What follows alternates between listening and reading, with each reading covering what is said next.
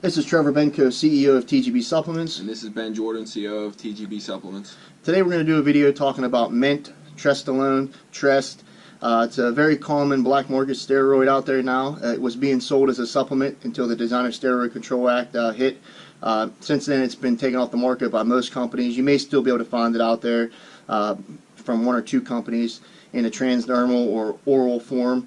But it's an interesting compound that we have a lot of experience with, more than most people. And we've been seeing a lot of videos online, a lot of misinformation, a lot of talk on the message boards. So we figured we'd cover it in depth, in a lot more detail than what we've seen out there. And so to get started, what makes it unique with it being a 7-alpha alkylated steroid compared to a normal 17-alpha alkylated steroid, which most oral steroids are, is that the 7-alpha, it doesn't cause a large increase in liver enzymes. So in my experience with using 50 milligrams pre-workout with a TRT dose, my levels came back in the normal but high range, which is, from the studies that we've seen, that's to be expected. I mean, that seems what most people end up seeing with their results. Yeah. Most alkylated anabolics, I'll say, is like a dianabol. They're 17-alpha alkylation. This one's a little bit different. It's not quite as toxic, just to give you a little bit of information if you're not familiar with alkylated anabolics. I'll kind of give you my kind of backside with it. I did 50 milligrams Monday, Wednesday, Friday with the TRT dose and the anamorelin. I went from 228 to 264.5 in like 28 days. Now, I was depleted at this time. A lot of cardio. I was doing like 20 grams of carbs a day. With the anamorelin, I couldn't get hungry. I was probably doing 500 grams plus. So a fair amount of that was glycogen and water. Or you couldn't get full. Yeah, I couldn't get full. Because of the increase in ghrelin. I didn't feel full all day. I mean, you just eat. So, yep. And I ate as clean as I can. I'd have a cookie or a red velvet muffin here or there, but strength increase was crazy. Strongest I ever was. I got up to 345 for 5 on an incline. Crazy pumps, glycogen, the works. That was probably the biggest thing that I noticed from it. Recovery too. I didn't get sore, but that was probably from a lot of the nutrients as well. Didn't like how I felt though with the big rapid weight increase, so I cut the carbs back and I'm dialing it back down now. Yeah, where are you at now, you think? Down to like 235. Yeah, so a huge increase, huge But drop. I cut my carbs back. Yeah, he's leaning out again. I'm the same way, when I take with MENT in particular, I mean, I gained strength so fast, I actually was hurting myself in the gym, pressing so much weight. Mainly for me, it's the chest movements, the flat bench, the barbell bench press, stuff like that. But I ended up, I was doing more weight than I've ever done, and I hurt my shoulder, tweaked it, so I ended up coming back too. And I did notice an increase in my blood pressure. Nothing crazy, but I'm a little sensitive to that anyway. So yeah, I cut back. That's one thing, just to show you guys how important diet is for training. Like, if you're taking in a lot of carbs, your strength's going to go up from the glycogen. I mean, that's huge. If you're not feeding it, you're not going to build the strength, which is going to allow you to tear into the muscle fiber to build more muscle tissue. Yeah, that's definitely a fact. Getting back with the MENT here, it's a nandrolone-based steroid. So, it's something that you have to be careful with because it can be very suppressive to your natural testosterone. So if you're not on testosterone replacement therapy, you're probably going to want to avoid this steroid because it'll shut you down for they was actually looking period. into it as a male contraceptive for the spermatogenesis for helping lower the sperm production. Yeah, it's very effective at lowering sperm production in men, even more so than a TRT dose or 200 milligram dose of testosterone per week. I want to say it's at least almost 20% more effective at lowering spermogenesis. So it's very effective. Yeah, it took like 3 months to come back from the studies, wasn't it? Yeah, about 3 months it takes to come back to normal your normal sperm levels after using it. It's a lot more serious than even a DECA type product for shutting you down. Absolutely, yeah. It's something that's definitely not for beginners. I mean, this is something that needs to be taken serious. It has a very high binding affinity to the progesterone receptors, so prolactin can definitely become an issue. And that's why it's so important to control your estradiol while using a product like MENT. We can't stress that enough. You have to be prepared with an aromatase inhibitor, preferably a suicidal aromatase inhibitor like exemestane, if you're going to run MENT, because prolactin can actually feed off of elevated estradiol levels and can cause some serious issues. Yeah, a lot of people, they're not familiar with prolactin, and it's something, like Trevor's saying, it upregulates estrogenic production, so it can just make you, it's basically putting gas on a fire, basically. So you definitely want to have something for the estradiol like the exemestane, and we even recommend something like the Black Line Research prolactrone to help keep the prolactin in check. As long as you're not doing a crazy dose of MENT. If something like that, you'd have to look at like a cabergoline or a Dostanex if you're going pretty crazy. And those usually have a lot of side effects in themselves. So, you definitely want to watch. I've even seen guys that have lactated from taking MENT and not being prepared, not doing their research and underestimating how powerful of a steroid it is. I mean, it's nothing to play with, and just like Tren. I mean, Tren's nothing to play with, but MENT is even on another level in my opinion, and you can cause a lot more issues because the difference between Tren and MENT is Tren doesn't aromatize, right? MENT does. Yep. So you have a lot more. Not only that, but it's more potent. Even if they're using a lot of testosterone with it as well, because with it not binding to the sex hormone binding globulin, it's going to hit the androgen receptor before the test will. So then you got more testosterone flowing through your bloodstream to be converted to estradiol. There's more side effects. So even more of a reason to keep your estrogen in check. Yeah, and just to give you a little comparison, with MENT, MENT being a 7-alpha alkylated steroid, if it was a 17-alpha alkylated steroid, it would be more similar to what would you call that? The dimethylnandrolone. Yeah, the dimethylnandrolone, which is actually is that the Mibrolone. Mibrolone's that's the dimethyl. Right. So the Mibrolone is actually it's got a methylation on the 7-alpha and the 17-alpha, which honestly MENT is actually almost as potent anabolic wise as Mibrolone or cheek drops, without nearly the liver toxicity. I mean, Mibrolone will just tear your liver apart. Your liver enzymes will be off the charts, and MENT gives you a very similar anabolic effect without those hard-hitting liver side effects. Was you talking about the orgosterone, Yeah, the 17-alpha? that's what I was thinking. Yeah. So that's the 17-alpha alkylated version. Then you have MENT, which is the 7-alpha alkylated version of the same base steroid. And like I said, it's very unique. So it's something that's just there's not a lot of good information out there. A lot of the videos that we've seen have a lot of misinformation, even on the boards. I mean, I don't know of any other compound that works like that other than the Mibrolone or the orgosterone. Yeah, it's something that's it needs to be respected for sure.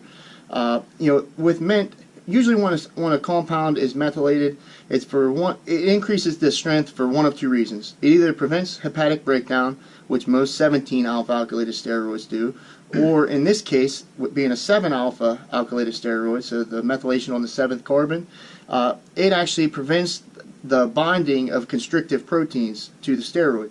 So that means it prevents it from binding to things like the sex hormone binding globulin. So MENT doesn't have a binding affinity to the sex hormone binding globulin, allowing it to be more free and being more potent. A lot of the alkylated compounds too, they cause a huge jump in IGF and GH as well. That's where guys, if you're using an oral, you get a huge strength increase quick. It's from the alkylation.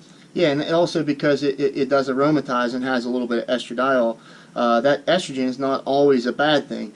In fact, in MENT's case, it can actually even help with libido. MENT actually almost acts like a testosterone when it comes to sexual benefits, which is really rare with a 19-nor because a lot of times they'll shut you down. Things like DECA, Tren can give you a boost because it's androgenic, but a lot of times it can shut you down as well if your prolactin gets elevated. Yeah, it seems like that builds up over time with the Tren if they're not keeping it in check. Exactly. And, Trest alone is way more potent than testosterone. There's been studies, some have compared it 5 times as potent. I've seen in primates it was up to 10 times as potent anabolic-wise, with only 2 times the androgenic. Well, yeah, 2 times the growth of the prostate. So, the effect on the prostate. Yeah, the effect on the prostate was only 2 times as much as testosterone. Meanwhile, it was 10 times as anabolic. So, it's definitely a very powerful compound. What else? I mean, usually when you see it in the injectable form, it's available in the acetate anymore. Yeah, and that's the thing too. If they're looking into it for like a hormone replacement, guys, you're doing a shot a week, maybe 2 shots a week to keep it really stable. With that acetate form, every other day, even every day, would be preferable to keep it really stable. That's not conducive with anybody. Nobody's going to want to do that for the rest of their life. No. So there has to be other forms out there, and I've seen other forms. I think there's an undecanate I've seen at one time. Yeah. But they're not very easy to make from what I understand. Yeah, that's like unicorn type stuff. You hardly ever see it. Pretty rare. MENT has an anabolic effect, like we were saying. It varies greatly. Some say 3.5 to 23 times as anabolic as testosterone, with only being 3 to 6 times as androgenic. It just depends on the study. It depends on the base used, whether it was mice or whether it was primates. But the main thing is it doesn't have a very large impact on the prostate for the amount of anabolic effect that you're getting over something like testosterone. So that makes it very unique. Yeah, coming back to, like we were saying, with the over-counter versions that most people would commonly be able to get, the capsulated version, it has a very short half-life. Most guys, they're going to be dosing that pre-workout. To keep a stable blood level of it, you probably need 3 to 4 capsules per day. That would get pretty expensive at that point. The transdermal would definitely be your better option, unless you was going to throw the capsulated form for a little pre-workout kick in as well. Yeah, most people, I'd say, transdermally, it's usually dosed at about 50 milligrams per day. You can get some side effects with MENT, like we were saying. Hair loss can be an issue. It can cause the prostate to enlarge, so you have to keep an eye on that. If you're sensitive to that, I would probably avoid MENT. Acne, you could definitely get a little increase in your blood pressure, but as long as you're not using extreme levels, it's unlikely that you're going to have any extreme side effects. But when you're using bodybuilding doses of MENT, you're going to have some issues, and you need to be prepared.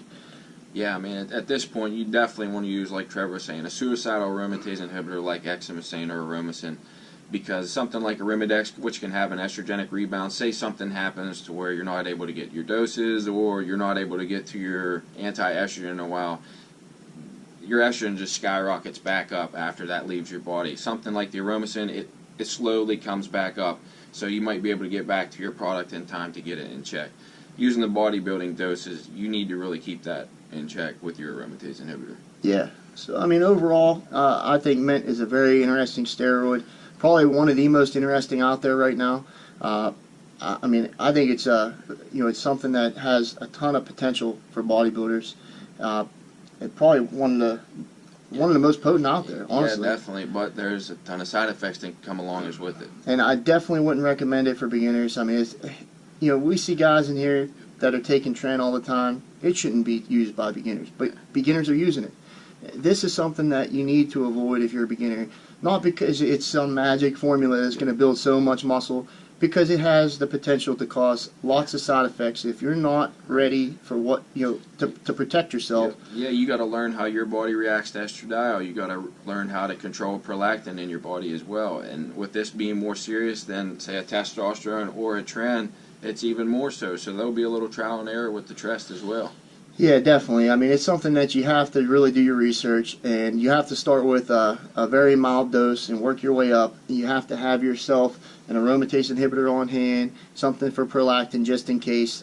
We would recommend Blackline Research has a product called Prolactrin, which is a great over-the-counter. If you start that from the beginning with an aromatase inhibitor and you don't go too crazy on your dose, you should be fine. But there's so many different ways of taking MENT. You can take it by itself. You could take the transdermal with the injectable. Yeah. You could take just the injectable. You could take it orally with the injectable. I mean, there's so many different ways of doing it. And if it was myself, I would say you're better off taking it by itself or with a very low dose of testosterone, just to see what it does for you, how your body responds, and kind of go from there, kind of gauge your response from there. Slowly taper it up, because they can escalate pretty quick. Oh yeah, definitely. Once your prolactin gets elevated, it can be very difficult and very tricky to solve that issue, even with blood work. You could have some serious sexual side effects that could last a long while, depending on the ester or just the imbalance that you may have going on. So overall, in closing, I guess you could say we think it's a very... it's a great anabolic, as long as, like we've saying, you did your homework. You've learned how your body's reacted to everything. It's got a lot of potential, but you got to respect it as well. Yeah, as far as strength gains, I haven't seen anything out there like it. Me neither. The strength was just ridiculous. I did get a little anxiety from the transdermal, but that's because it's a Trest base. Yep. The transdermal I was using, so it was as soon as I would put it on, it would hit me within like 10 minutes. I'd get a little anxious, and then I'd feel a little increase in aggression, but my strength would just be off the charts, and I really liked it. the elevation of liver enzymes. If you're taking anything else that could be hard on your liver, if you're taking any kind of Tylenol or antibiotics, antifungals, stuff like that, you definitely don't want to use something like Trest alone with them, just because it's added impact. Right. Yeah, I'd be using a TUDCA type product or something then for the liver. Yeah, be good to run a liver support, and you definitely you want to be prepared for the shutdown. If you're not on TRT, you may want to just stay away from this altogether, because it could really shut you down, Yep. suppress your levels. If you want to have children down the road, I would avoid this product, just because it has a very potent effect as a male contraceptive. Yeah, if you're trying to have children, avoid Yeah. the over-the-counter ones as well. Yeah, definitely. A lot of people think that if it's over the counter, that it's not that effective or it's not Still that going to potent. shut you down. It's the same exact thing, and you want to be careful. So that pretty much covers everything as far as MENT and Trest alone. From our experiences, our personal experiences, we've shared them a little bit with you. I like it. I would use it again, but I'm very careful how I do implement it, and I monitor my blood pressure while I'm on it. You got to be careful as far as your diet too. Yeah. I know when you were taking it, you gained like 20-some pounds. Yeah, I mean, I couldn't stop from all the glycogen in the water. If you could keep that in check, I'd say even in a cutting aspect, if you run a low dose of it, and you kept your carbs controlled, low sodium, it'd keep you a nice full effect while you're keep drying out. Yeah, it could be used. I think it's definitely used more so in a bulking phase, more readily. But you can use it for cutting as well, as long as you keep the dose moderate and your diet's right. The diet's the key there, and that's pretty much with any steroid. But yeah, that's a good point. So that's pretty much it. If you guys have any questions or you want to ask us anything, feel free to reach out to us. You can email us at info@tgbsupplements.com. You can check us out on Facebook, Twitter, Instagram. Subscribe to our YouTube channel. We're trying to do some more things here. So when you guys subscribe, it really makes a big difference and helps us out. Shows us that you're paying attention and interested. We plan on doing more videos. So keep an eye out. Yeah, we're even going to get in some giveaways here soon too. So yeah, we're hoping to do some giveaways on YouTube. So if we get some support, if we can get you guys subscribing. I know it takes a minute. If you're on your phone or whatever, it might be a little bit of an inconvenience. But when you get a chance, you get home, give us a chance to subscribe to our channel. You won't be disappointed. We have a lot of good information to share, and we want to put it out there. So keep an eye out for our podcast. We're going to be releasing it any day now. I'd say within the next 1 to 2 weeks, it should be available on iTunes. We are already recording a couple of the episodes, so it's going to be good. You guys are going to really enjoy that. That's pretty much it, so keep a lookout for us. We'll be talking to you again soon.